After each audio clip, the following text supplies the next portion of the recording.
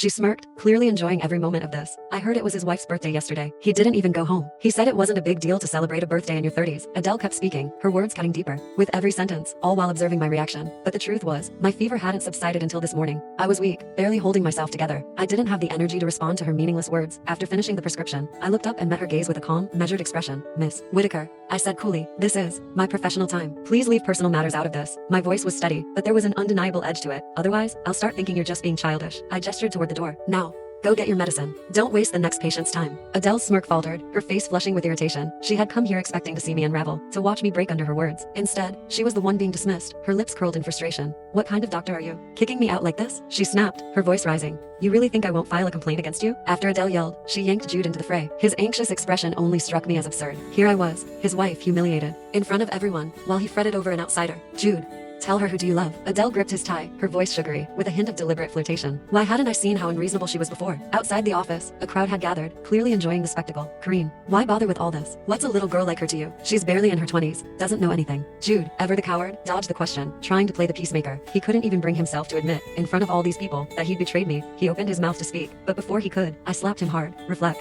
on yourself, since they wanted to stir up trouble." I saw no reason to endure it any longer. I grabbed Adele's hand and turned to Jude. "Do you dare to deny that the ring on her finger isn't from you? Your lover came to me, proudly flaunting that she stole my husband. She may be ignorant, but I'm sure the leaders of her school will understand." My fury boiled over, and I raised my hand to slap Adele, but before I could, I felt a sharp force at my waist. Someone pushed me out of the way, and I collided with the corner of the table. The pain exploded in my head, and white light flashed before my eyes. A warm rush of blood spread quickly across my forehead, the pain intensifying with every heartbeat. The surrounding noise grew louder as I sank into unconsciousness. When I woke up 2 days later, a young nurse was sitting beside me. Her face lit up when she saw my eyes flutter open, and she burst into tears. "Dr. Karine, you're awake. The examination showed that your eyesight was nearly damaged. We were all so worried." She waved her hand in front of me, asking gently, "Can you see clearly now? Are you hungry? I'll get you some porridge." I forced out a bitter smile, feeling the heaviness of everything weighing down on me. "It's fine," I muttered. "I'm okay. I can go back to work in a few days." But as I looked around, the absence of my family hit me harder than physical pain. I pulled out my phone and sent a message to Jude, trying to suppress the unease in my chest. I just wanted to know how my daughter was doing. I had been in a coma for 2 days, unaware of everything. But as soon as I typed the message to Jude, I deleted it. The thought of my daughter's sweet, innocent smile flickered in my mind, but it quickly twisted into a look of hatred for me. She yelled, "Go to hell." The words pierced through me. A chill ran down my spine, mingling with a deep sense of disappointment. I had carried her for 10 long months, and in her early years, her health was frail. I had always been there for her, balancing the demands of work with caring for her every need. There were times when even the doctors, concerned for my well-being, suggested I might be pushing myself too hard. They warned that it could have long-term consequences, even suggesting I might lose my job if I continued this way. But Jude couldn't help. His career evaluations and responsibilities consumed all of his attention. So, the weight of everything fell on my shoulders. I gave everything to my daughter, but now, she seemed to favor Adele. I lay there in the sterile quiet of the hospital room, the steady ticking of the machines around me, a constant reminder of my isolation. In that moment, everything felt pointless.